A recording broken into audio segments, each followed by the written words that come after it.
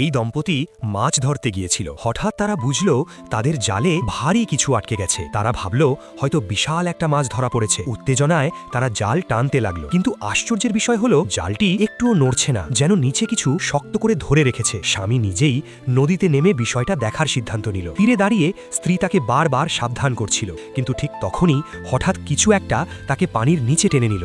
ঘটনাটা এত দ্রুত ঘটল যে স্ত্রী ভয়ে চিৎকার করে উঠল। সে তাড়াতাড়ি পানিতে নেমে স্বামীর নাম ধরে ডাকতে লাগলো। প্রায় 1 মিনিট পরে হঠাৎ লোকটি পানির উপর ভেসে উঠল, আর তার হাতে ছিল একটা বড় জীবন্ত মাছ। স্ত্রীকে এত ভয় পেতে দেখে সে মাছটা ফেলে দিয়ে তাকে শান্ত করতে লাগলো, কিন্তু তারা জানত না খুব শিগগিরই এই নদীতেই ভয়ঙ্কর এক দুর্ঘটনা ঘটতে চলেছে।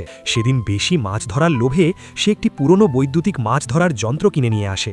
সে ভেবেছিল এই যন্ত্র দিয়ে খুব সহজেই অনেক মাছ ধরা যাবে, কিন্তু সে বুঝতে পারেনি এই কাজটা কতটা বিপজ্জনক। ঠিক সেই সময় বাড়িতে থাকা তার স্ত্রীর হাতে পড়া তাবিজ হঠাৎ মাটিতে পড়ে 2 টুকরো হয়ে গেল।